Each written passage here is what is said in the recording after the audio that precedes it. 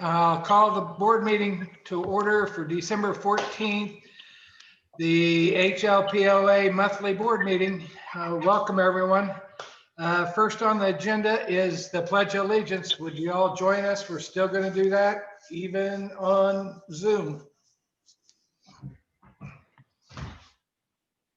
I pledge allegiance to the flag of the United States of America and to the republic for which it stands, nation under God, indivisible, with liberty and justice for all. Thank you. We've done that every time, and it's kind of a mess, but we try to do it. First on the agenda, it says announcements. Our office will physically be locked until the 23rd of December. Then it'll be closed from then until January the 4th. January the 4th, it'll reopen, or it'll be still be locked until further notice. Ken, did I miss anything on that? No, we will evaluate the visitation at the time and see where the economy is during this pandemic. Okay, but on the 4th, you'll make that decision, like to keep the doors locked or not, correct? Correct. I'll have my laptop at home, and I'll send out an email to everyone, either letting them know that I'll proceed with the way it is, or we'll open it up. If we open it up, it's going to be one visitor at a time. Okay. One other thing, Ken, would you tell them what we've done as far as cleaning the office, please? Yes, shortly after I was acquired with COVID, we had environmental management come in and completely sanitize the office upstairs and downstairs. So going April was the one that kind of ran the office while we were out, and it kept it. Right now it's at a clean state, and we need to keep it that way because it was relatively expensive. And just for safety purposes, that's why we've gone to the Zoom meeting this evening. Anyone else have any announcements that I've left off? If not, it says presentation of agenda. This is the board's time to add, delete, or make any corrections to the agenda the way it's presented.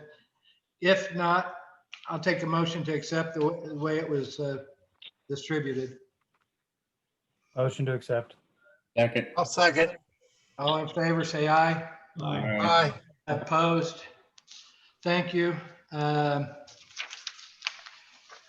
Presentation of the minutes for November 9th, board meeting minutes. Anybody have any additions or corrections to that? If not, I'll take a motion to accept the way they were presented. Motion. All in favor, say aye. Aye. Aye.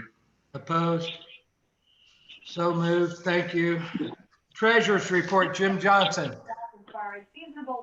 Yeah, we have total income for the month of November of $70,162. Total expenses were $109,382. So we have a negative income balance for the month of $39,220.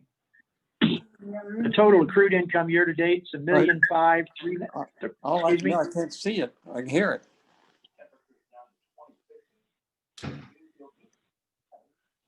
I see me and three people. Well, I'm on audio only. Dwayne. Jim Johnson is speaking, and he's just on a telephone there. You won't see Jim. Go ahead, Jim, and finish your report. The total accrued income year to date is $1,539,819.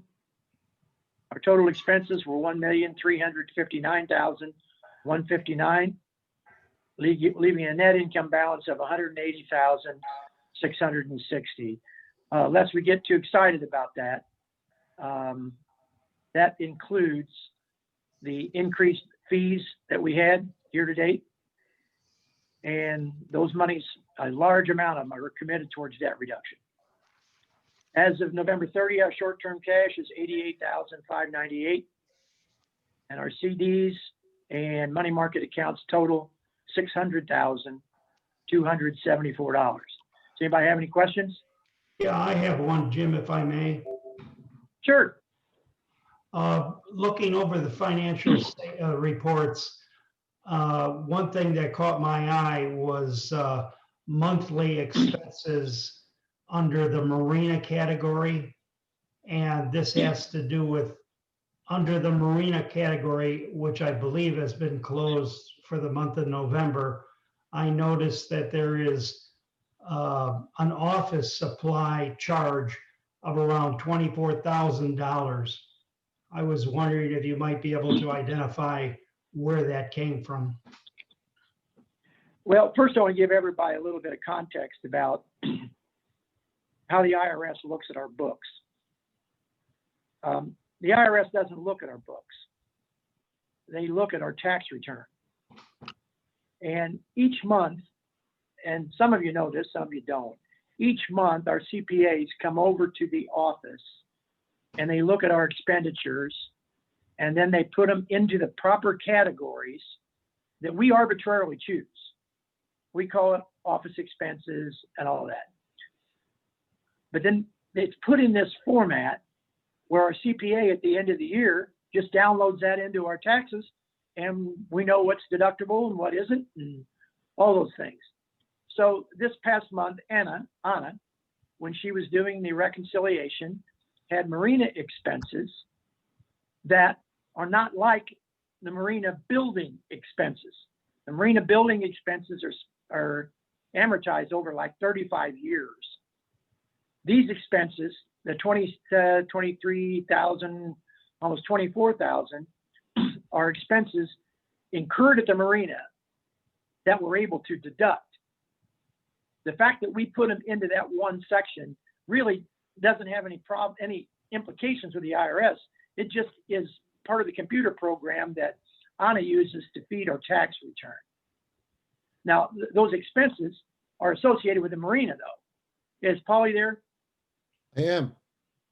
Okay, Paul, we're still continuing to track all of our expenses for the marina, right? Correct. Okay, so Tom, I think really all it is it's an accounting error from your point of view that is only used to facilitate our electronic filing of our taxes. So therefore, the 24,000 was recorded somewhere else? Well,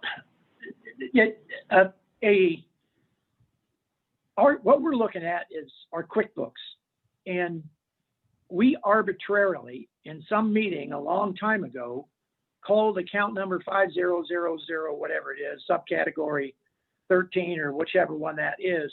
We arbitrarily called that office expenses. Really, from the IRS standpoint, they don't give a rip what we call it. They care what it is, in fact. So Anna takes that particular account that we have and drops it into our return because those expenses are deductible rather than them being amortized over a long period of time. It's expensing versus amortization. And it's just a convenience to the CPA. And, you know, if you take it out of one pocket, it goes into the other one. It's just an accounting thing rather than, you know, either vanishing money or anything other than that. Does that make any sense? It makes sense. I'm just curious to know what pot the $24,000 was previously in, and now it's moved over. Well, I would expect that it was just in the general resources that we have that were going to be used for covering expenses. I mean, really, Tom, there's no marina account. It's just the way we set up our books to reflect what's in the account.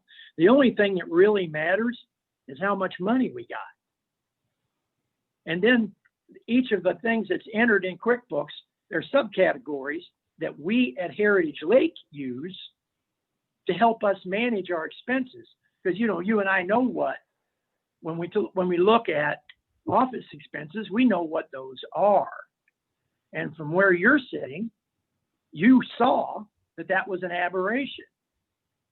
But our CPA doesn't care. She just doesn't care because all she wants to know is it deductible? And then it drops down. Now, if we get audited, then she would have to explain why that was located in that particular section of our return. Okay, thank you. If we would get audited, she would have to come up with an explanation of why she moved it, correct? And where it came from. No, she'd have to come up with an explanation why it's deductible. The IRS doesn't care where you move it. They just want to know what it is. Yeah, that's correct. That was my question. What Okay. it was.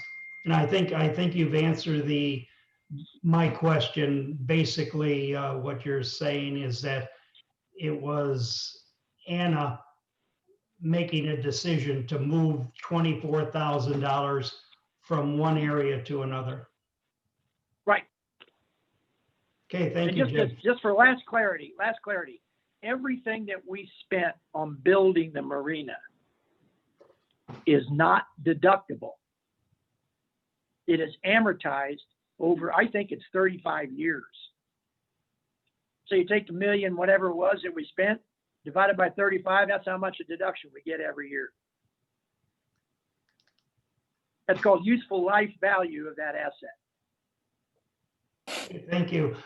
Just a question for Rick, I guess. For some reason, on my side, when I talk, I do not see my image pop up. We do. You do? We see it. Yes, I see it. How do I look? You look What a just shame. marvelous. I look how? I like the hair myself. You've gotten a haircut, haven't you, Tom? Yes, several of them. You Yeah. must have taken a nap. Okay, enough of that then. If everybody's happy with Jimmy's answer, nice job, Jimmy, explaining that. Board committee reports. We're going to discontinue board committee reports until we meet in person at the clubhouse, either January, February, hopefully January. We'll see. We'll see how it comes. I just hope the COVID thing subsides and we can meet in January. Rick, Tom. if I could just make one comment regarding, possible reports. Mary Ann has decided to cancel the blood drive in January. She has contacted the Red Cross, and people have probably received notices their appointment has been canceled. But Mary Ann has decided, with everything that's going on and with the advice of Ken, to cancel the January. But I could say, please look forward. We will have another blood drive in the summertime. Okay, very good. Thanks for that report, Tom. Okay, we'll go. Yes, somebody else? Yeah, Rick Miller here. Can I make an announcement about HLCS, Sure. please? We're getting very close to printing for the annual telephone directory. And I just wanted to make you all aware, get your feedback if you choose, on a change to how we're distributing it this year. With agreement from the office staff, we've decided that we will not deliver to the blue boxes. The reason for that is because we generally deliver some 1,000 or 1,100, but we only have 720 or so listings in the white pages. And so rather than deliver them to people who don't want to even be in the directory, we'll put announcements in the highlights, both January and February, to tell residents that if you are in the directory, please come to the office and pick up your directory. And if you are not in the directory, you can still get one, but we'll ask people to pay $3 for it. If you're, not- And that's really not because we need the money. It's just a little additional incentive to get people to list their directory entry with us. that's a good idea. Great idea. Okay, thank you, Rick. Any questions from Rick to Rick? If not, we'll go straight to old business. Grant's not on here. We'll skip Grant's office computer upgrade update and go right to John Reedy's boat operation testing update. John. I have no news. At the last board meeting, we are waiting at this point, and it was mentioned in the board meeting that I gotta find it here. We're waiting for Kent Hoops, I believe, to finalize some of the lakes that we could vote on. We haven't voted on them yet, so something we need to do. Rick, in our board meeting in November, we noted that you, Rick, had spoken with Kent Hoops about providing the recommended lake rule changes and questions which are being studied for the testing program. And that was tabled to the November ops meeting. So I really don't have any other news than that. All I know is that at some point in time, we got to vote on so that Rick Miller and the rest of the lake committee can proceed with. Okay, I think we'll get to that, the lake rules next with Tom. And I think that's where the vote will come for that discussion. Right. Is that correct, Tom? Yes, that's correct. Okay. And the testing part, until Rick gets his piece done after the vote, how long do you think that's going to take if it passes tonight? When it passes tonight, I should say. I can give you an estimate, Rick. Okay. I think it'll take at least a week or two to get the questions constructed, and probably another week to get them into the system. So I think by the end of 30 days, you should expect to see a verified test online. Okay. So middle to the third week of January, would that be a good guess right now, a ballpark for that? That's a good estimate. Yes, sir. Okay, very good. Thank you. Thank you, John. Yep. Lake rules, Tom Novak. Yes, I just, excuse me.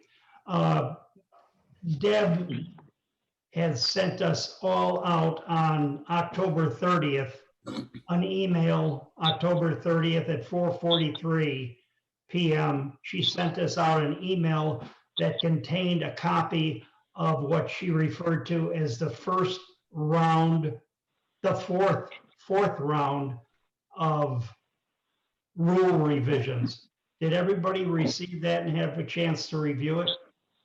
Yes, I did. If you're referring to the one that we had given the corrections to the Lake Committee, Jim and Deb specifically, and then she had corrected it to the way we had talked in our last board meeting, correct?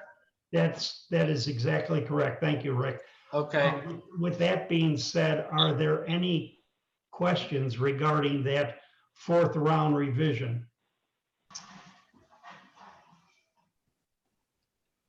If there are no corrections, what I'd like to do is I'd like to make a motion that the board accept the rules that were defined by Deb in the fourth round Lake Rules edition that was distributed to all members on 10/30. 10/30 being October 30th. Second. Do we have a second? Second. All in favor, say aye. Aye. Opposed? So moved. Deb and Jim will make those official, so there we go. So those will be the rules that are sent out in our normal mailer, correct? That's correct. And if Brenda has those, I'd be more than happy whenever she makes the decision. I will put them on our website. Who has them? I'm sorry. I will publish those fourth round lake rules on our website as soon as Deborah gets me an acceptable copy to process. Okay. And the office, Ken and Deborah, you guys will get that all printed to send out the way those are corrected? Yes, I've got one question to ask. As far as the rules, the violations and the fines, at what point do we get them entered in the bylaws? We'll do that in January. Okay, We need to work on that at the next operations meeting to discuss that. And we'll have to get that done the 1st of January. okay. I'm not sure if it's appropriate, this is Tom, I'm not sure if it's appropriate at this point to discuss, once we publish those lake rules, the enforcement aspect. And specifically what I'm thinking about is the purchasing of body cams for our lake security individuals, not only for their safety, but also for the possible challenges that might be brought forth. Do you have the expenses on that, Tom? What it would cost? I personally don't, but I think Ken right now is searching for that information. Okay, we're not far along yet. Is that correct, Kenny? Yeah, I'm gonna, to get a concrete price, I am not there. I'm gonna guess anywhere from $1,000 to $1,500 for two cameras. Is that how many you're thinking we need? Yeah, I just, especially just to start off with it, see how everything's gonna work. I'm just looking at a budget line here.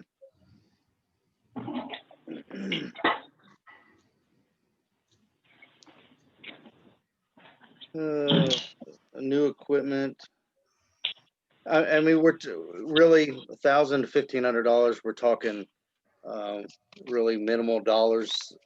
We've got $35,000 in new equipment on the budget line, so I would say that's probably something we could address. You know. Okay, we as a board have not. We've discussed body cameras, but we have not gotten the total price or budgeted any money other than that line item for new equipment. But we haven't okayed to purchase those yet. Correct. Is it? All righty. Is it appropriate to make a motion at this time to have Ken go ahead and make that purchase with a one-time vote not to exceed $2,000 for 2 body cams? Would that be appropriate? I would not do that until Ken gets the numbers. I'd hate for him to be wrong and we just go off. We'll discuss it at the operations meeting, next operation meeting after Ken gets his numbers firm. I'd hate for it to be 2,200, Tom. And And also look at some options. Right. what is your opinion about body cameras? Are you asking me? Yes, I am. I think it's a good idea. I think it'll substantiate. There's always going to be somebody that's going to challenge what they're being accused of, and I think that'll definitely be able to show them in black and white. I just want to make sure that we got the best camera for it. It's not like it's a vehicle where you point the vehicle like our cameras on our vehicles. You point the vehicle at it and you make sure all the activity's in front of you. With a boat moving around in circles, and I just want to look at what our options are. You know, is there a camera out there that will follow what's in front of it? Where we're trying to navigate the boat. I want to look at the angle of it, the angle of the camera to make sure we got a wide angle of it to be able to capture anything that's in front of the camera, to where we're not constantly steering the boat. I think that's going to be the biggest challenge is either it's going to be mounted on the boat or it's going to be mounted on the body.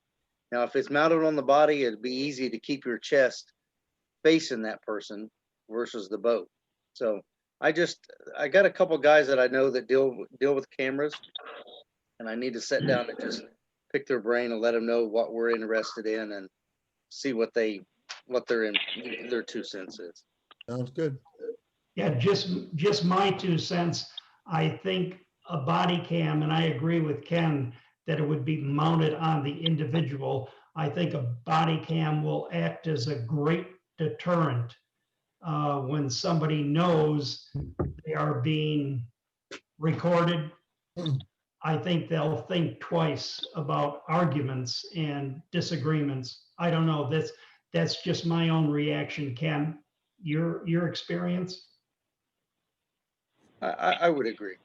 I think when you're going to find somebody $500 and kick them off the lake for 30 days, they're going to do everything they can to discredit your what your claim is, and I think a camera will help substantiate that.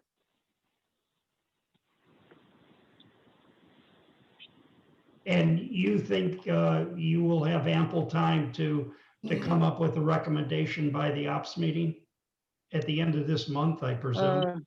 I'll give it everything I got. Thank you. Thank you. Okay. Go ahead. Tom, can I request a copy of the 4th rev so we can look at it for printing? Say again, I'm sorry. And I Deb didn't hear your Nealbaum question. forward the office a copy of Rev 4 of the Lake Rule. Absolutely. I will forward you the email that I received from Deb on October 30th. Okay, thanks. Okay. See, after Lake Rules comes, Wait a minute. oh, May I just say something about lake rules? This may be a dumb sure. addition, but are we sure we want to put out lake rules without the fines in there? I mean, The fines are in there. oh, okay. Well, but They're in there. okay. I thought. Correct, Tom? I thought somebody just said we were going to discuss those fines at the operations meeting. No. That was not it Okay, at all. sorry. No problem. No, the fines are definitely in there, and the suspension time of being off the water's in there as well. Good. Okay. Thank you.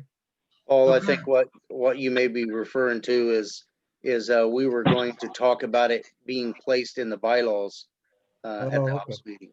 Okay, And that's the part we've got to do in January, Paul. super. Rick, do we have to first go ahead for the January ops meeting and make sure, or not ask, not make sure, but ask our attorney of record to come up with a statement and a location that we could put this in the bylaws? Yes, and I'll contact him if you like, or if you want to volunteer and do it, that'd be fine with me, whichever way you want to go. No, I'll do it that's fine. I don't want to volunteer. I was planning on doing it. Thank you. I will talk to him and hope I'll push him to get it done before our ops meeting, okay? Thank you. We can't commit that he'll be done, but I'll push him to get it done. That takes us to the marina. And Paul Forbes, that's your update: marina equipment, furniture, the whole marina project. restaurant where we're at, please. Okay, so I am ready, if the board is ready, to move forward and get the kitchen equipment in there. I've gone through every piece of equipment and I have not only analyzed each piece, but I've also reached out and checked pricing on all pieces, both used and new. I have substantiated the entire list.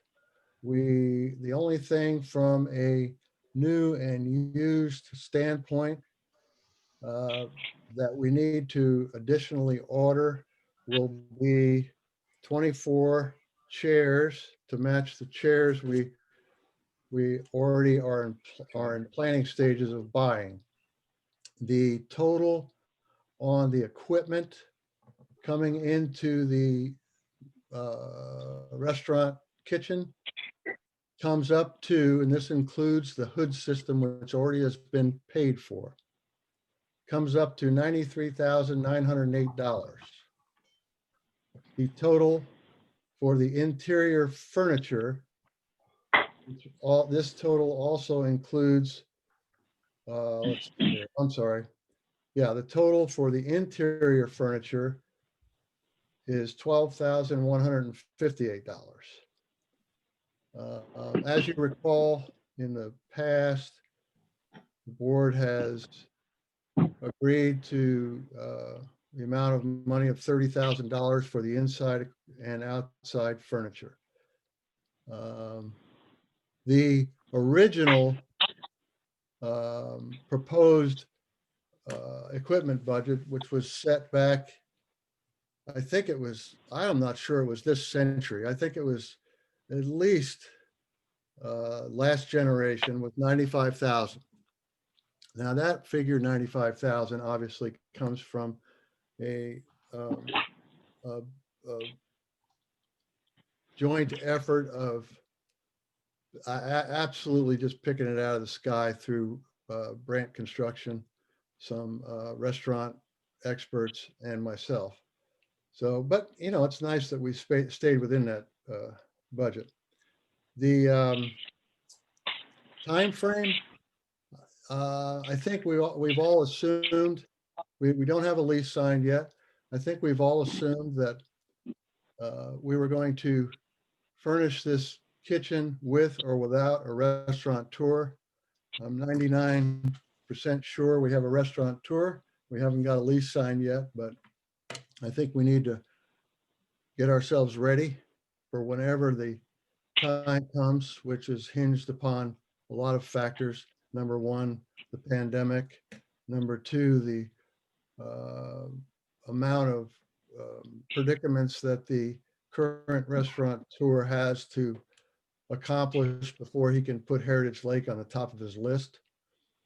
And there is the only lead time on some of the items I just described is some furniture, because we're going to be bringing in 24 new chairs. Other than that, there's no lead time on any of the equipment. I would like to just, in case, let you guys know that most of this, some of this equipment is new, most of it is used. All of it is being transferred over by the restaurateur from natural gas to LP. The equipment that's coming into Heritage Lake is going to be ready for use. What ready for use means is that it's going to be plugged in, installed with gas, whatever it takes to install with plumbing, so on and so forth. It's ready to go. And those of you who might not be familiar with restaurant equipment, which I am very, very familiar with, if you buy a piece of equipment and it shows up at your dock, that equipment's going to come without casters. It's going to come the way it's set up. You'll have to set it up however you want it, and so on and so forth. This equipment is ready to go. As far as the furniture goes, the only thing we had to do on the furniture to match it to our decor We have to clean some of the tables up a little bit, and we had to stain a couple booths, which have already been stained, and they look beautiful. I guess that's what I've got. Any Uh, questions? Paul, this is Rick. Yeah, Did I see Ed was on here earlier? he is on. Pardon me? Yes, he is on. Us just ask him if he's got any comments or anything. Yeah. Hi, everybody. Hi, Ed, welcome. Yeah, it's yeah, we've been obviously been involved throughout the process last year and this year, and with the pandemic, the timing of it, and if we weren't going to be able to get open by summer, we looked to early fall, and just the way the whole licensing thing and everything came out, it was going to be October, and I was very reserved, just knowing what the pandemic's done in the spring, and then the spike in the summer, and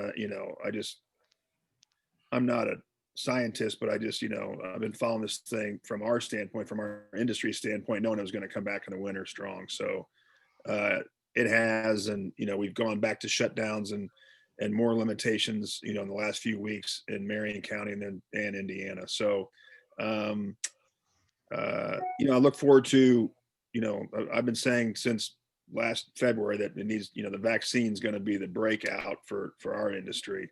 And so it's encouraging to see those coming on the market. I'm thinking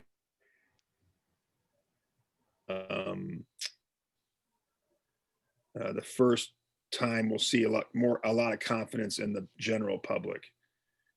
Some people don't care, but most now do care about eating inside and being around in close proximity to people. So I think April 1, we'll start to see a more relaxed crowd throughout the population. So we're looking to get this lease signed. Number one, we've been really battling, keeping our places operating at a high level, and inside's closed, outside, we switched a lot of outside seating throughout our places in the summer and fall.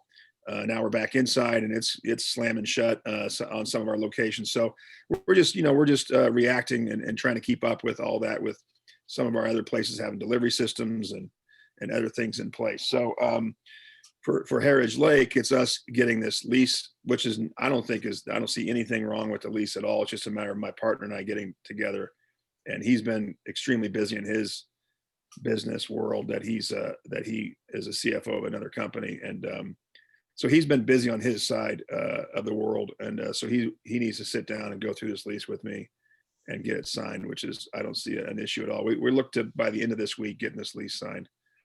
Oh, that's soon. Okay, great. As far as timing goes, I'm thinking, we'd like to open sometime in the month of March is the realistic look at this thing. So I think, preferably by the middle of March open, but even if it's in the first week of March, it's really going to be, we're ready to, it's just a matter of what this pandemic's doing at that time, basically.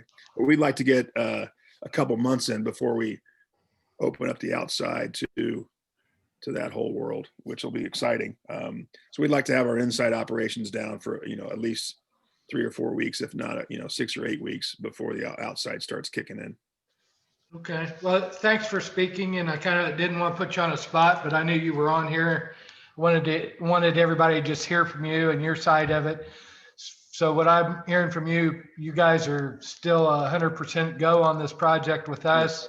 For sure. The lease is not a problem, and that should be forthcoming shortly. Yep. Sounds good. Anybody else have any questions of Ed? Just a question. Would there be a timeline you might put on the lease signing before the end of the year, beginning of the January, or? As far as a timeline to try to hit? A timeline to sign the lease?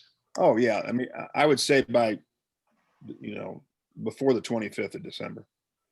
That's great. Great. Thank you. Yep. Just a question for Paul. Paul, what are the remaining dollars that we're talking about? You know, I wrote down a figure of 30K for furniture. Did I misunderstand something or?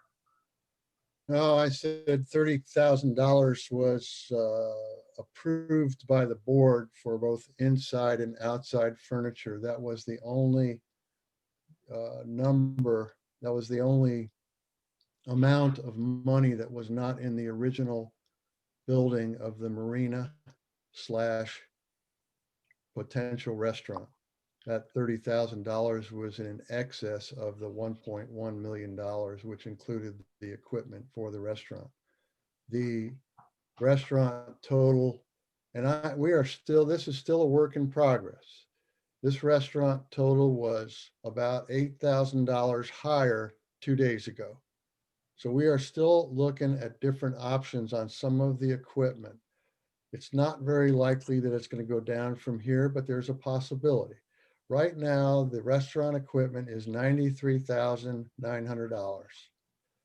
The furniture total, this is the furniture for inside, is $12,158. There could be some taxes in there and a little bit of freight because it's coming from the factory. You're only talking about 24 chairs here. So I had $13,000 plus left over from my $30,000 that the board approved. We had the $95,000. And one thing I'd like you all to remember here, just so you might feel as good about this as I have while I have been working on this almost every day, both with checking outside sources, working, and I think Ed Som is about to divorce me. Many times as I've called him on some of this stuff and questioned different things. I know a lot of restaurant people out there, and I talk to these restaurant people about different facets of the equipment. I bought and sold restaurant equipment for 2 years for the largest used and new equipment sales people in Indiana. That was during my 18 years of the restaurant business. So I really studied this stuff to make sure that the community was getting a fair shake, and that our restaurant tour, if it turned out not to be Ed Som, that we were giving them the best possible equipment we could possibly give them, so that 5 years from now, we don't have expenses within this equipment area. Keep in mind that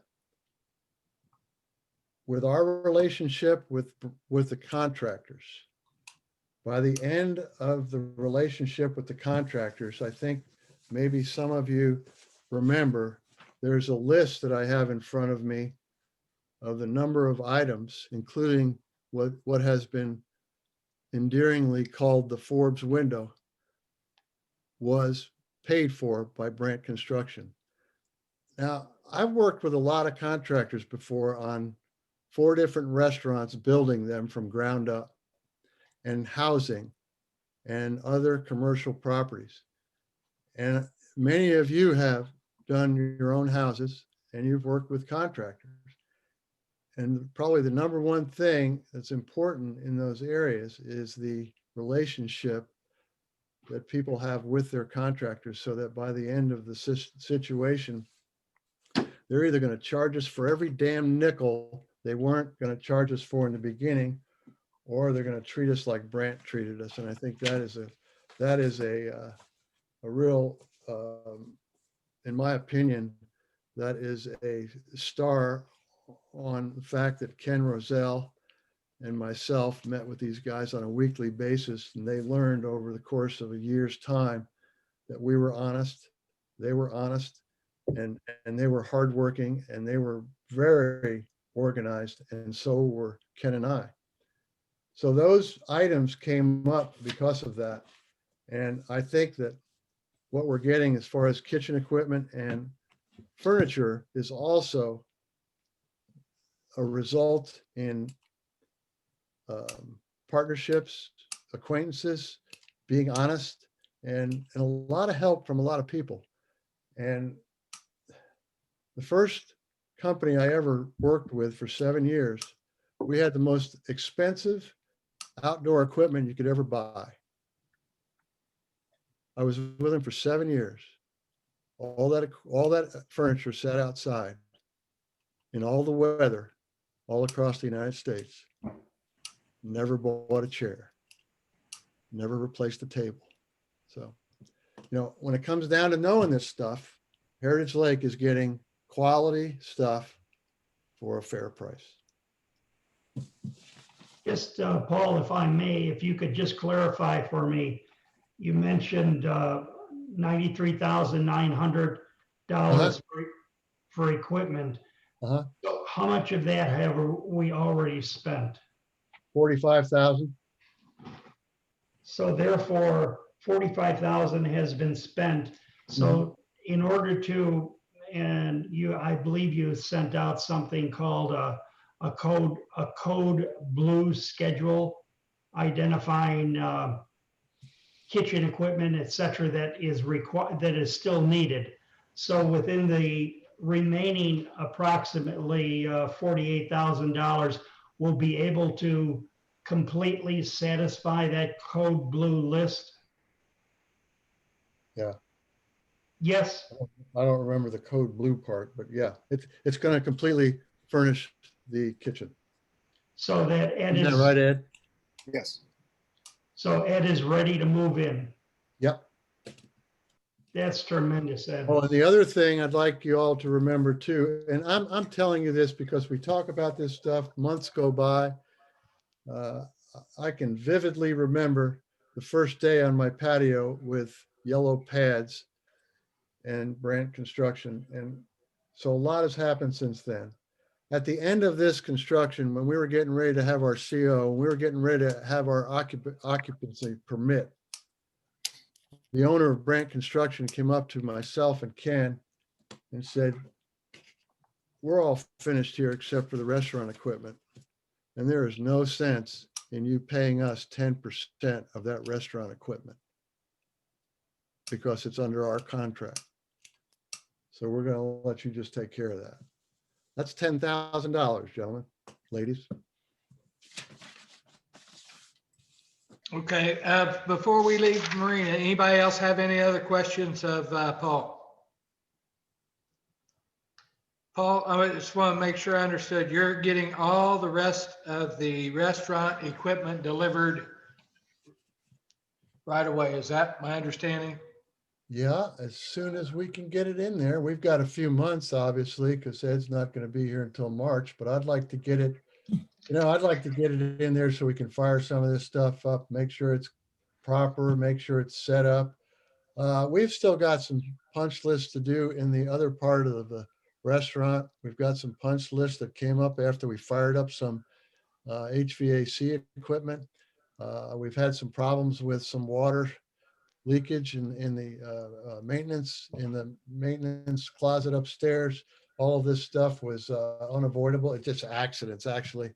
It was stuff that happens, but the sooner we get it in here, the sooner we get the bugs out and the sooner we can replace anything that needs to be replaced or fixed or painted or cleaned up behind. I want to thank you and Ken for the job you've done on the construction and seeing this restaurant thing through. So if we can help you, let us know.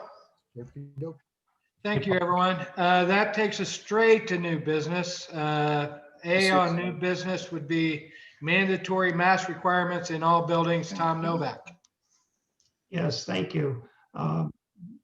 What I'd like to do is I'd just like to encourage you to take 5 minutes of your time and look at a video that I have sent to the board regarding the spread of this virus regarding airborne contaminants. And then once this little 5-minute item is over, I'd just like to come back and readdress this in terms of a recommendation that I want to put forward that our office, that our POA group makes regarding mandatory masks. So if you could just take 5 minutes of your time, I'm going to try to share my screen, and I'm going to display this informational video that I thought was very, very informative. It really opened my eyes to how this virus can be transmitted. So I'm going to try to share the video. If I screw up, I'm sure somebody will bring it to my attention, but let me just start it. And then I'm going to share my screen.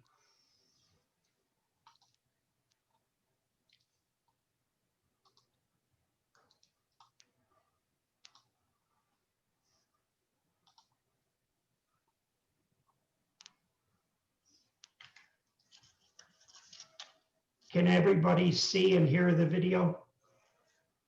Remain in the air for hours. The agency said the risk of transmission increases in enclosed spaces and those with poor ventilation. In order to visually illustrate those risks, the Washington Post used a high-tech infrared camera capable of detecting exhalation. The camera's advanced technology is more typically used in military and industrial settings, such as detecting methane gas leaks in pipelines. In 2013, it was deployed by law enforcement during the 20-hour manhunt for the Boston Marathon bombers. The highly sensitive camera detects variations in infrared radiation that are not visible to the naked eye. The camera was fitted with a filter that specifically targets the infrared signature of carbon dioxide, the gas we exhale. The carbon dioxide is then used to map the partial path of these nearly invisible airborne particles, including droplets that travel within our exhaled breath in real time. A highly sensitive digital filter is applied here to emphasize airflows. A virus, when airborne, will move with the airflow shown by the infrared camera.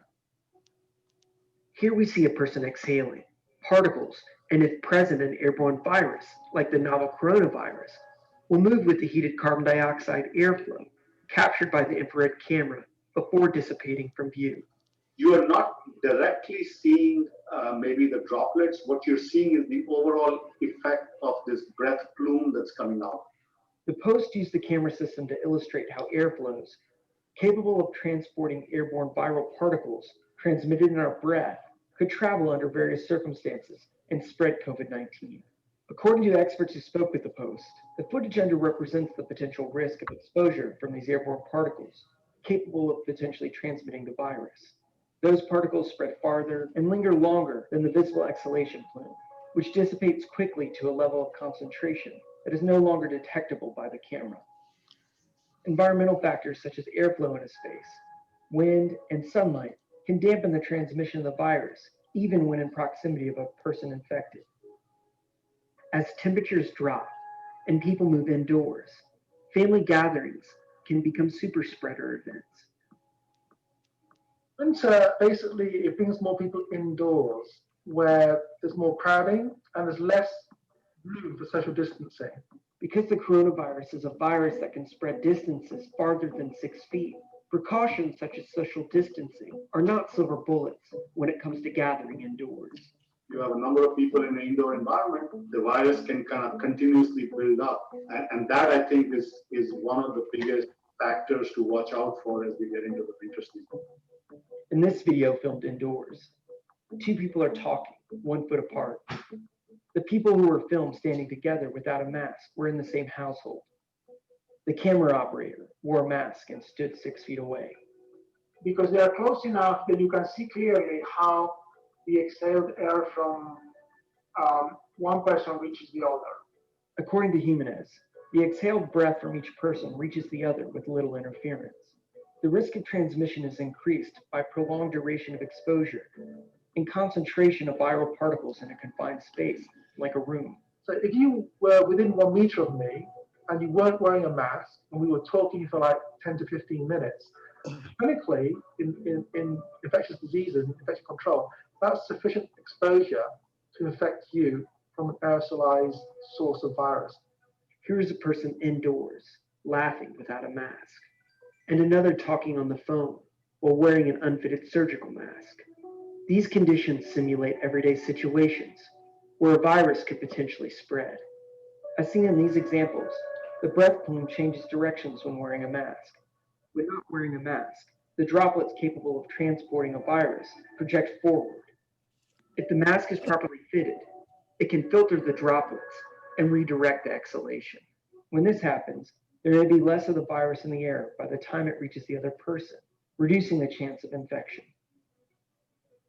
So let's say you have 100 droplets coming out from the mouth. By the time they get past the mask, maybe there's only 80, maybe there's only 50, depending on what quality of a face mask you're wearing. But either way, it's going to reduce to some degree the number of droplets coming out.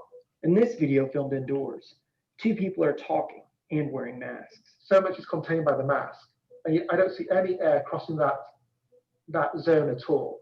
Masks can limit the transmission of the virus, but the risk of transmission to others increases if the mask is not properly fitted. If there is a person that's wearing a mask and is not well adjusted, what you see in the videos is that it goes backwards because the curvature of the mask sends the air behind you. So the last place where you want to be is behind a person whose mask is not fitting well, because if there are viruses, that's where the viruses are going to be. The infrared camera provides a limited visualization of some of the ways that COVID-19 could spread in real time. As Americans struggle to contain this deadly pandemic and enter a season that celebrates the very activities that foster community spread, what we do to limit the virus's transmission is a matter of life or death. Well, I want to thank everyone for I guess you could say, taking 5 minutes out of your time and looking at that video. Obviously, it's informational. It's informational and Bashu keeps coming back here to be close to her daughter, Joanna, a doctor herself.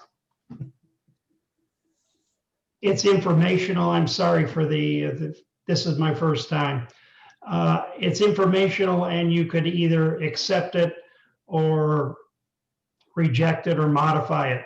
What I would like to propose, and this is also coming out of what the Putnam County Commissioners enacted on December 7th of 2020.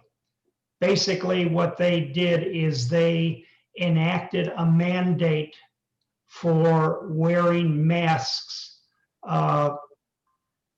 in any building that is owned by the county. There were several people at this December 7th meeting, and one of them, if I could just quote, one of those individuals was Mr. Tom Helmer, and at that commissioners meeting, he was quoted as saying, "I think we should have had mandatory masks a long time ago." And for one other quote that I'd like to do is come from Jim Ensley, who's the Putnam County attorney. And he stated at the December 7th commissioners meeting, and I quote, "We've had kids who have been going to school wearing a mask every day, every second they have been in school since August. I don't know why it's so hard for adults." And what I'd like to do with that is I'd like to make a motion that we implement a mandatory mask requirement to be worn by all individuals who enter any of our common properties. And with that said, if we feel that this motion to make this a mandate for mandatory masks needs a time period, I would say that we elect a time period of 120 days and then reevaluate that at the end of the 128 days. And this would make masks mandatory that are properly worn for all individuals entering our premises. Questions? Discussion? Premises or our buildings, Tom? I'm confused. I want to make sure I understand what you're talking.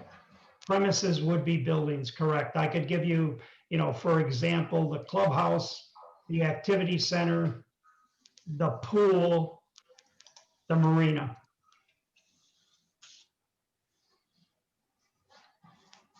There's a motion on the floor. Any seconds or? Let's have it open up for discussion if anyone has questions. I think you tried to do that and we didn't hear any other than me.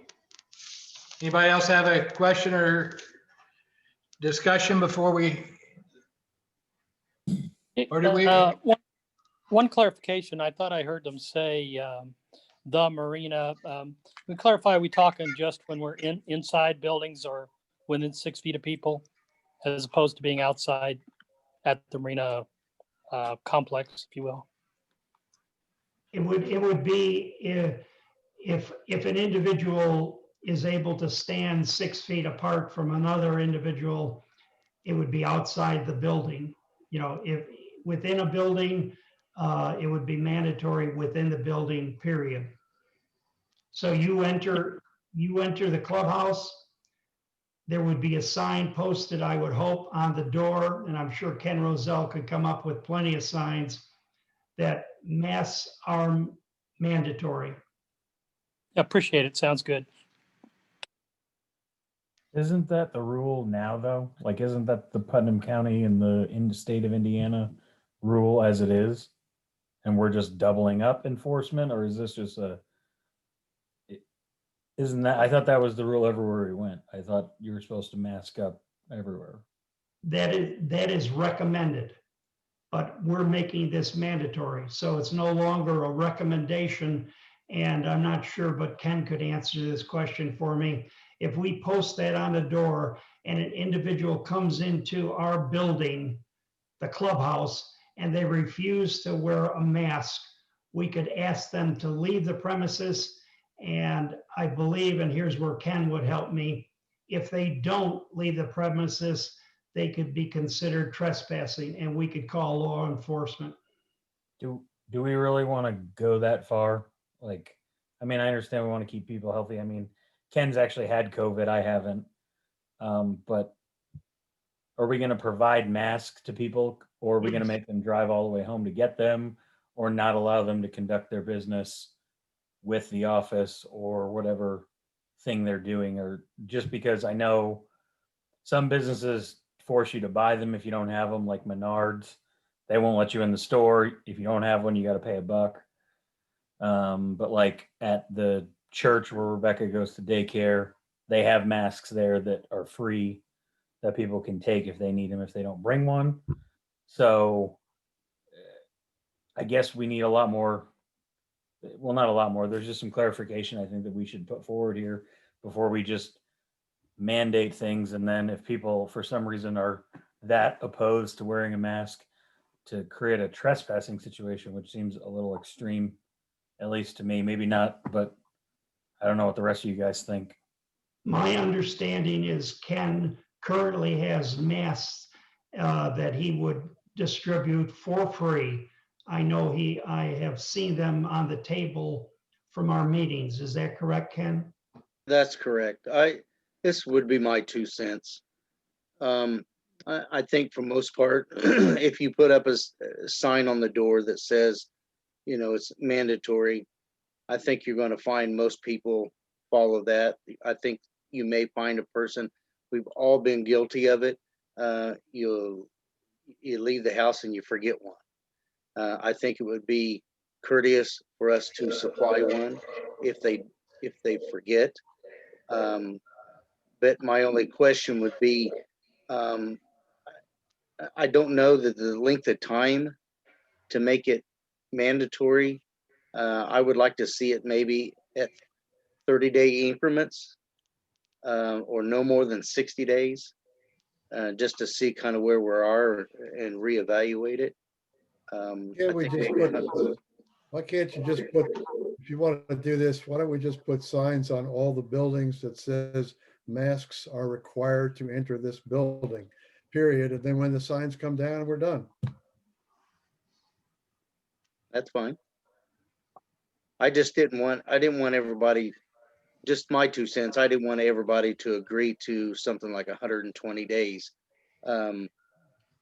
when we could be, you know, in 60 days, we could be maybe the county could be loosening up on things.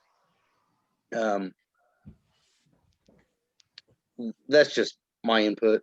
I think that, The only reason, excuse me, the only reason I picked 120 days is because Putnam County enacted it for 100 days.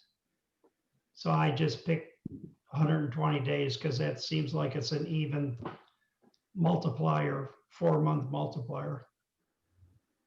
yeah, I know that I received an email from the sheriff's department from Jim Inslee. Obviously, our jail is a county building. I went there Friday night or Saturday night to pick something up, and first officer I seen come, I had my mask on. First one I seen come walking out, he didn't have one on. So, he obviously was ignoring the rule, or he didn't get the memo. Yeah, I don't think we could control people's ignoring of the rules, but I really think, from Jim Inslee's remark regarding our children in school have been wearing masks since August. And if they can do it, why can't adults adhere to that? I'm all for it. I mean, I really would like to put a sign up that would state, that we could, something inside the door that would say, stop. If you don't have a mask, please take one to your left, or something like that, before they get all the way into the office and that kind of thing. I don't think it's a huge issue. I think people will follow it. Do we take it to another level and ask them to put gloves on? No, I don't know. gloves are a terrible idea. I mean, everything you touch transfers.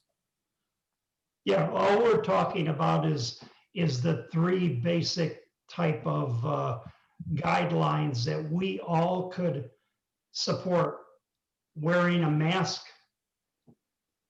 social distancing, and I forget the third one, I'm sorry. I really think that we could just alleviate all of this by just having Ken put a sign up on the front door like they do at the gas station that says, please wear your mask, stop. I don't really see this as a votable issue. I just think this is something that I think we have to make it mandatory for masks in all of our common buildings. And I think as a board, we need to make a motion, and I've already made the motion to approve this policy. And in terms of, and I agree with Ken, we shouldn't have to enforce it. But if we would have to enforce it, if the board of this private community accepts this motion, we're covered, so to speak. Okay, with all the discussion we've had, I heard a couple of board members ask if you wanted to correct it from 120. Did you say 120 or 128 days? I've heard both. 120 days. Okay. Do you want to keep it at that, your motion at 120? Or do you want to correct it to what I've heard a couple other recommendations from other board members? What do you want to do, Tom? It's your motion. The recommendation that I heard from Ken is to make it for 30 days and reevaluate it at the end of 30 days. I would be fine with that, to reevaluate at the end of 30 days or the end of 60 days. If people don't want to, if 120 days seems to be a little outstanding. So I'd be more than happy to modify the motion of mandatory mask wearing in our buildings for a period of 30 days, and then at the end of 30 days, reevaluate it. And if need be, we could change it. That would be my motion. Is that, did I? That's fine. I understood that. Do we have a second on Tom's motion of 30 days for mandatory mask in all of our buildings? I'd second that. All in favor, say aye. Aye. Opposed? No, I heard one no. Is that correct? yes. Okay. So moved. Ken, the office will not be open at the earliest, the 4th of January. The 30 days will start on the 4th. That'll be the first day you'll put signs up. And that does not even mean that the office will be open on the 4th. Correct? Correct.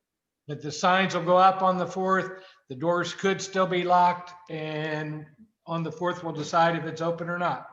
Okay. Correct? Correct. Okay, Tom. Thank you. All right. Playground equipment. We're done with mask, I believe. I don't want to shut it off and if we aren't. The only thing, Rick, is can I ask the office to send out an all call when that period begins? Ken, can you see that happens on the 4th, please, when you put the signs up? Sure will. Taken care of, Tom. Thank you. Thank you, Tom. Playground equipment, AJ. Hi, I know this is everybody's favorite time of year when I'm asking for more playground equipment. I like the red shirt. You're asking, gonna ask for money, I think is what I'm hearing. Yeah, so I figured Jim Johnson's gonna come unmuted here any minute. So, I'm not familiar with Zoom. Do I just click this little share screen button if I wanted to show you guys the two different pieces I was thinking about? Yes. Okay, share screen. When you hit the share button, it'll show us your screen. Like that? Absolutely. You did a great job. Thanks. That's too much money. So the price is better than this because they're trying at the end of the year to reduce inventory. There was two pieces. There was this piece, and then there was this piece. These are both approved by my 4-year-old. She said that she would like to climb on either one of these. Did we have to pay her for her approval? No, she actually volunteered her time just like her dad does every month at these meetings. So, Have a weight limit.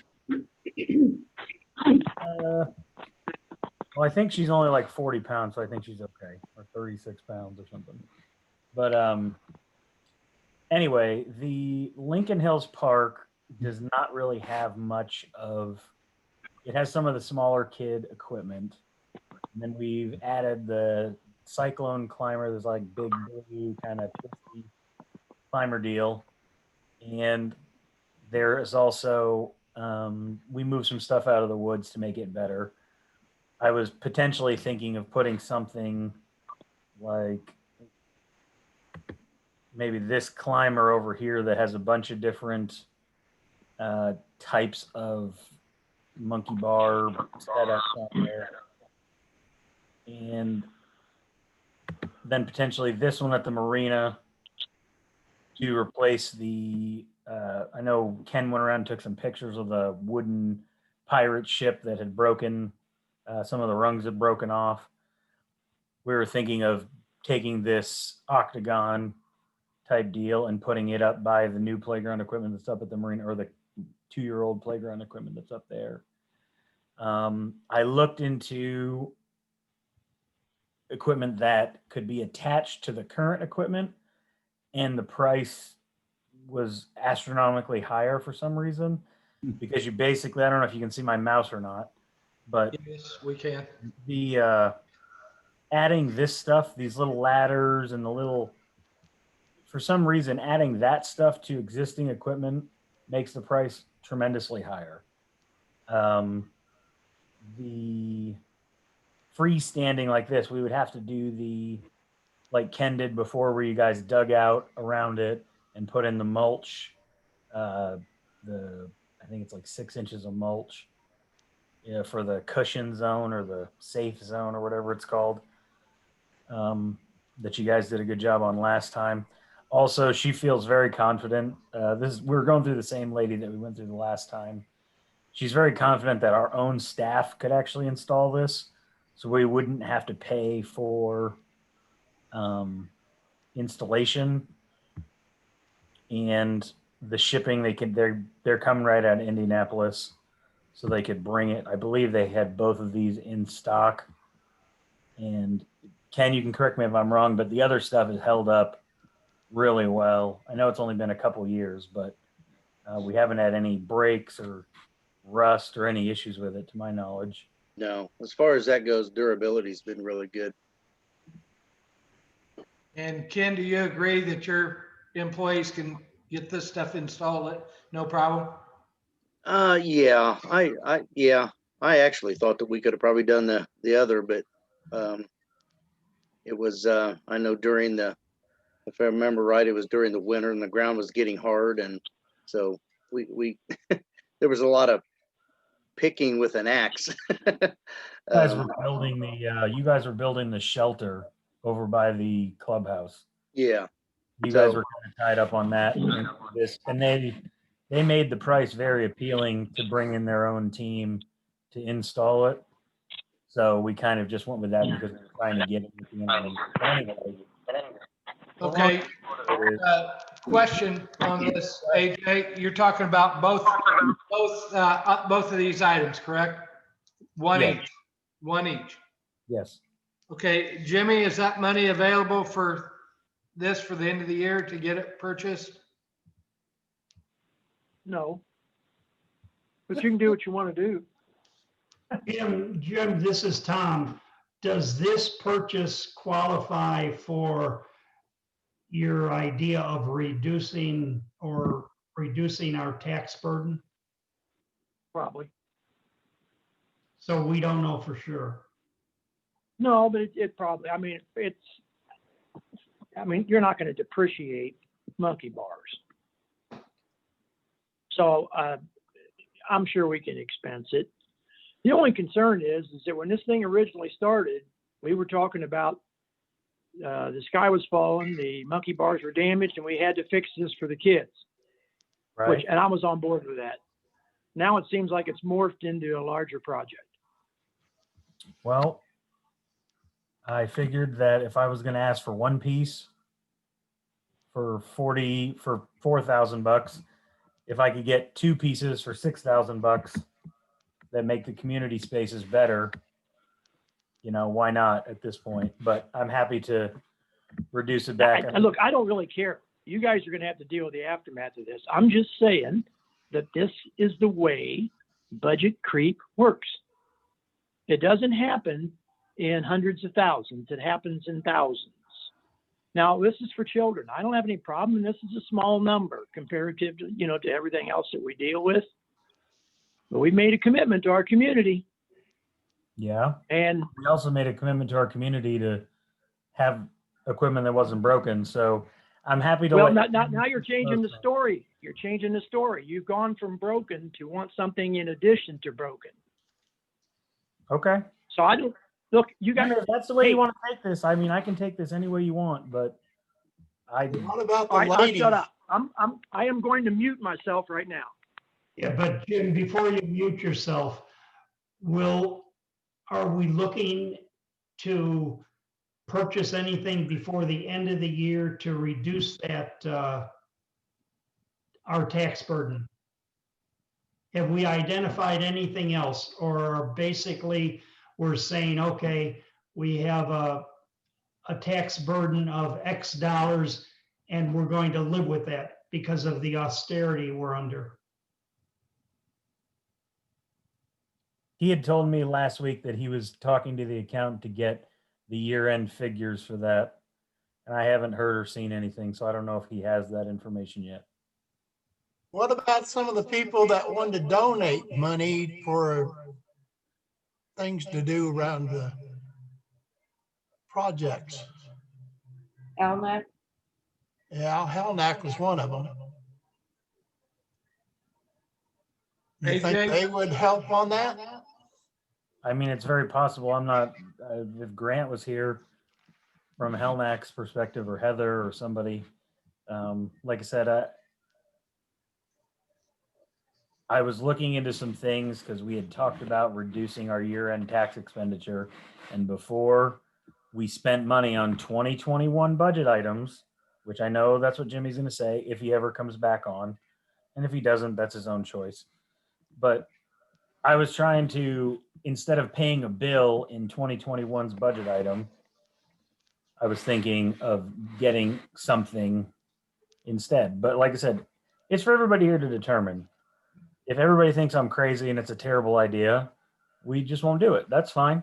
I mean, we've brought up tons of ideas that we haven't actually done. So No, don't feel that way. I think all the board was asked earlier about if we do come up with this money to come up with ideas, and you've done exactly what you were asked.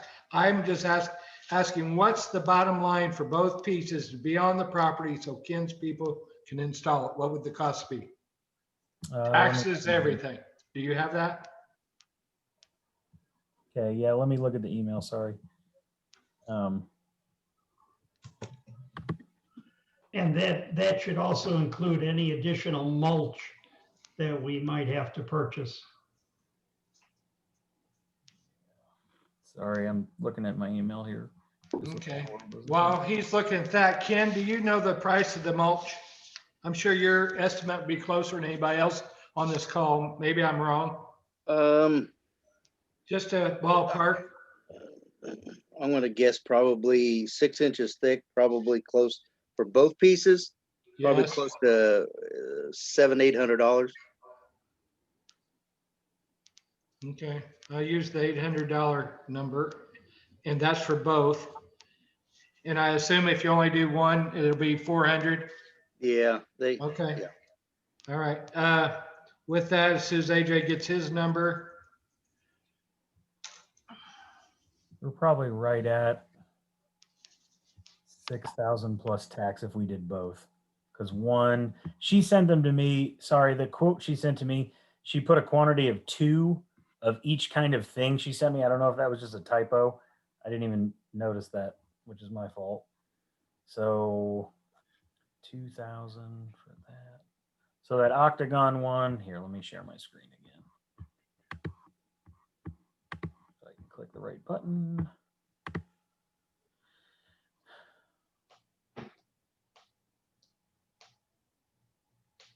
And like I said, I agree with Jimmy that we need to be replenishing our money, but I still am not understanding, and maybe this is just my own lack of education.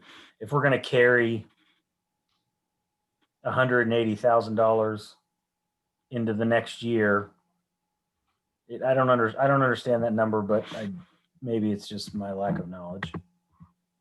I think my notes was 108. Maybe I was wrong. 108. I'm sorry. That's the notes I took, but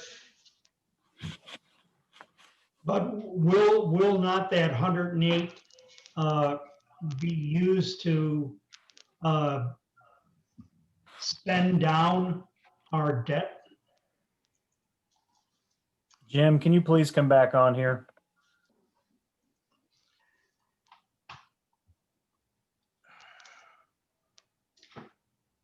Sorry, guys, I must have blown them out.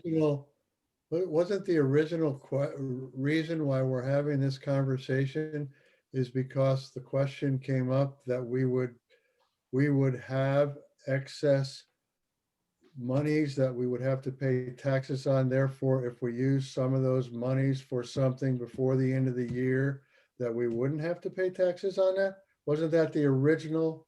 yes, it was. That was my understanding. I understood. Yeah, that's my understanding also. I guess the only thing I don't have an understanding is, number one, does our accountant say this purchase would qualify? I think your answer's coming on. Here's Jim to talk right now, I think. I'm guessing at 180,000 of income. If that's what we end up with, we're gonna have to pay 45,000 in taxes. Paul's got expenses of how much, Paulie, left on the marina? What did you say, about 40 something? Yes. About 48. So we're talking about roughly 100. We're talking about 100 there. Yeah. So we don't have 180,000. Then we have payroll in January and February. Ken, what's our payroll run rate? Right now it's about 9,500 per payroll period. How many we have? How many we have left? No, how many, yeah. 3? Uh, We pay every week or we pay every other week? every 2 weeks. All right, so we got one more of those, and then we have January, February, and March. When we don't have any income. Correct. Call it $50,000 total. Is that right? Yeah, I'm just look. No, I'm just doing and- ballpark. Probably. Okay. But look, AJ, you can't talk and then say that I can't. I never said you And couldn't because- talk. Wait, you said if you want to be that way, then we'll do this. Look, I don't really care what you do. I'm just telling you the implications. I'm not saying you're a bad guy for doing this. I'm just saying you guys asked for No, suggestions, things to spend We money on. did ask for that earlier. We asked. And then you ask, Correct, Jim? well, and then you asked me what I thought, and I told you. No, I understand. So basically, So I don't, this is a tiny, tiny expense in our entire economy.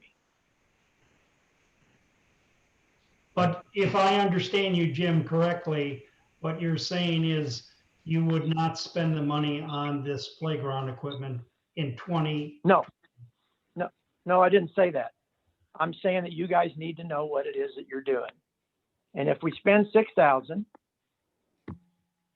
and if we spend 700, 6,700. Whoop, wait a minute.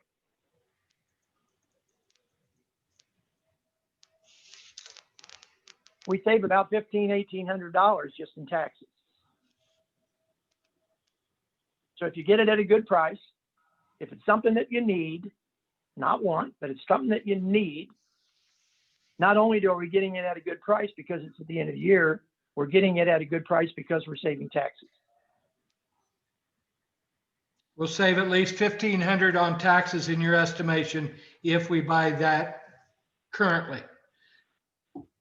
Let me do it one more time.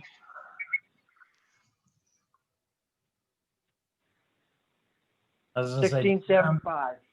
I was gonna say we might want to round up just because tax. I didn't have taxes that we would have to pay. I'm assuming we would have to pay a sales tax. Yes, we're not tax exempt.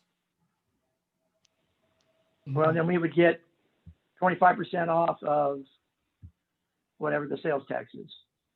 Right. Okay.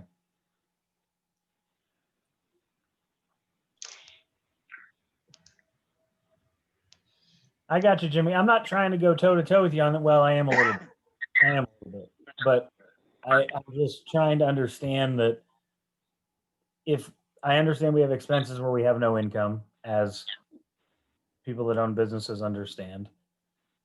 So you don't want to just burn it all up, but also the $6,000 or $8,000 or whatever that would get spent on a project like this would be lost if we don't spend anything at the end of the year because we're just going to be giving away in taxes, or maybe I'm not seeing that. 1,800, as I understand it, the 25% of is what would be lost, you know, and I think somebody threw out the number of 1,800.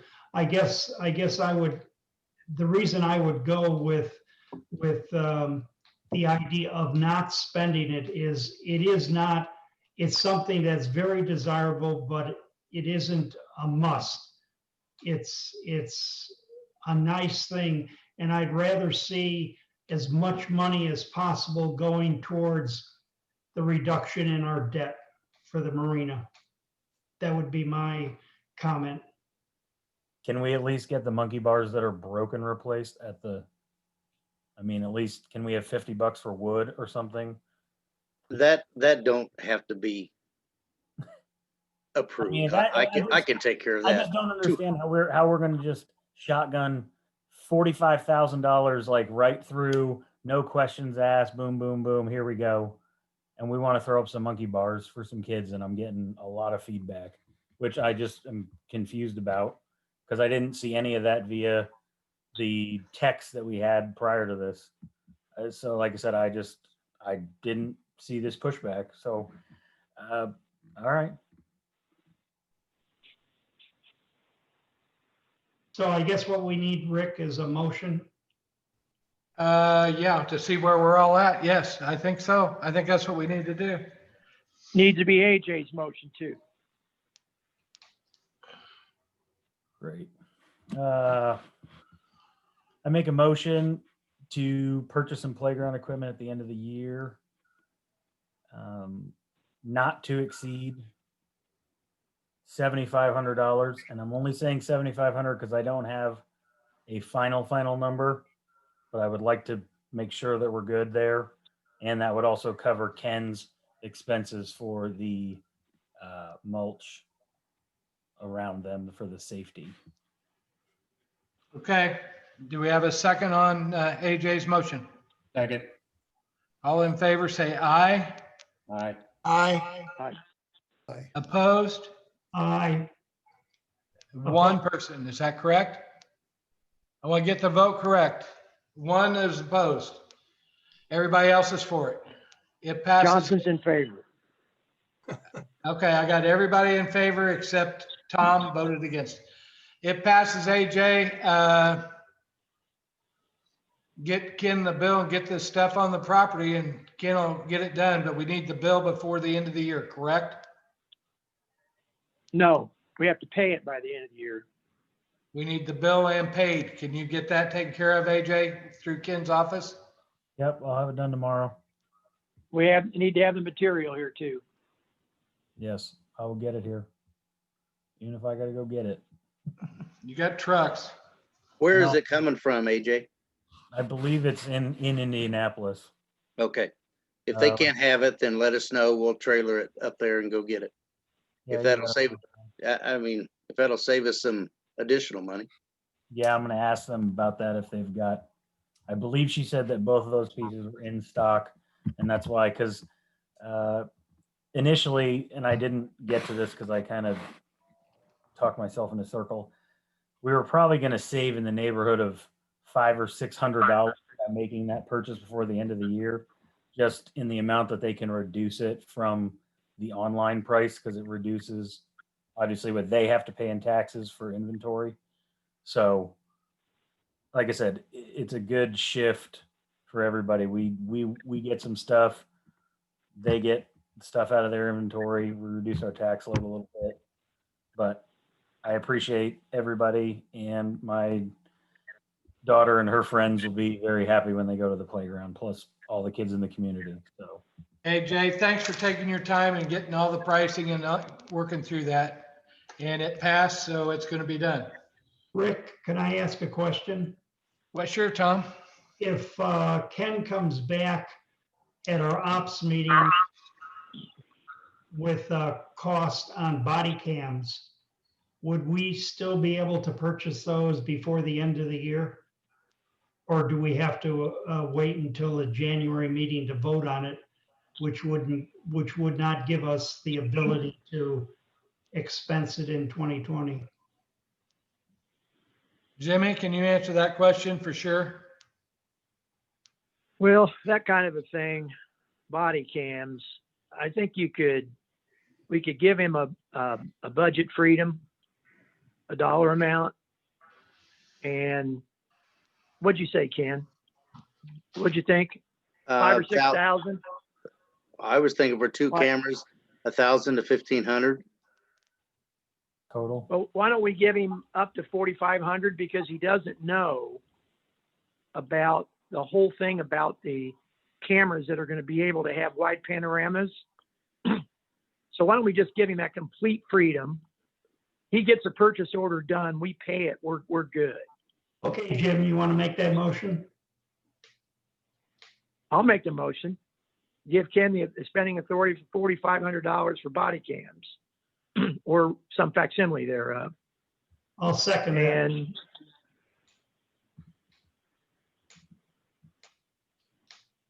Do we want any discussion before we vote?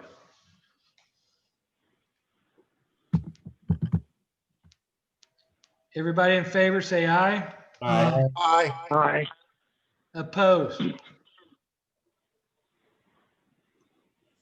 Kenny, Yes, sir. can you get that done before Christmas break? Yeah, I'll work on it through Christmas break. Can I just make one amendment to Jim's motion? The amendment would be that it only requires one vote. Sure. I'm good with that. Everybody agree to that on the board? Yeah. Yep. Opposed? Anyone?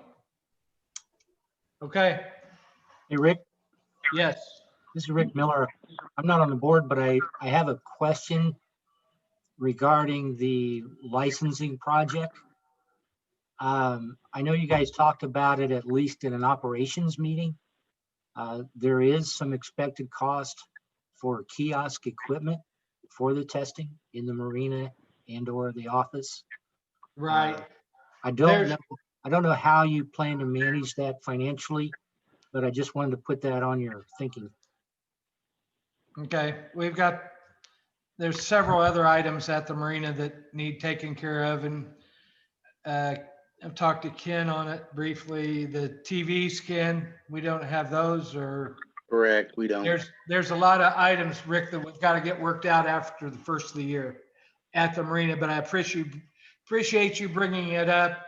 Somebody brought up an idea to us that after Grant's project, we'd have a couple laptops extra. So we'd need to get kiosks to put them on. We're not there yet, Rick, to know what we're doing with. We know we have to supply them at the marina. We've already identified that. But who was it, Ken, that told us we could possibly have old ones? Was it AJ or Grant?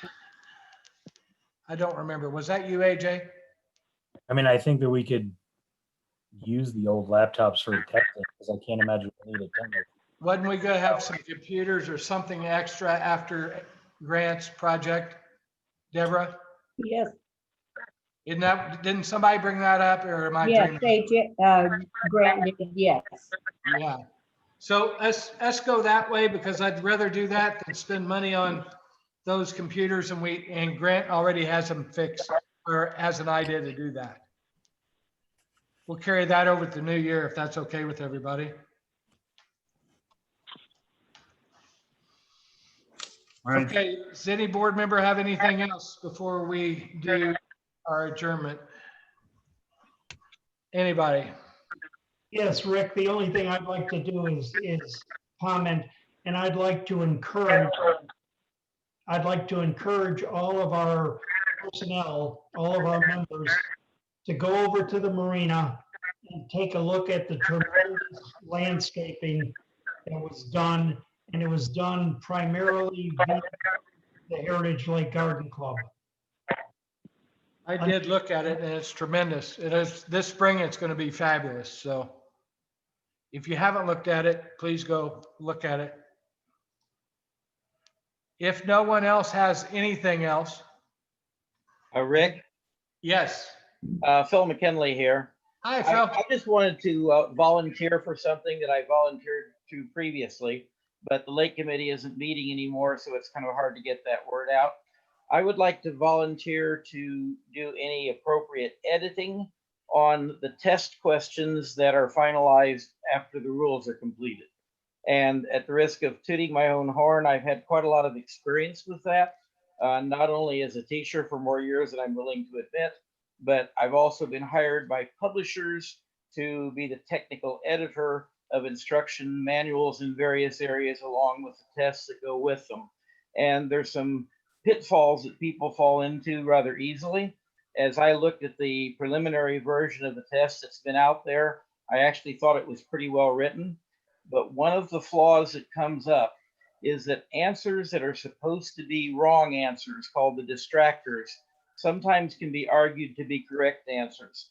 And in the test that I looked at, there were at least 2 such questions where, based on what was in our rule book, you could argue that more than one answer could actually be a correct answer.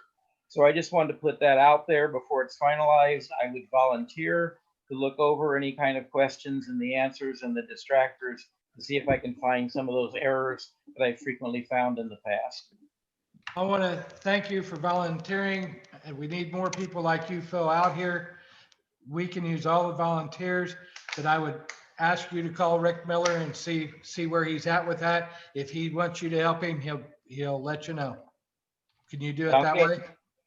You just get in touch with Rick Miller. I don't want to answer for him. This is his ball game. He's running with it under the Lake Committee's guidance, and the board's kind of letting them do it. I'm not passing anything off, but contact Rick, and I want to thank you for volunteering, but just contact him and he'll let you know where he's at and if he can use your help or not. I think you gave me more credit than I'm due, Rick, but certainly, Phil, I'll make sure the Lake Committee and John and I bring you into the fold, buddy. Sounds good. Okay, I just didn't want to speak for them, Phil. I wanted to thank you for volunteering. So work with Rick on that, and because the Lake Committee won't be meeting, you're correct. So work with him. Thank you.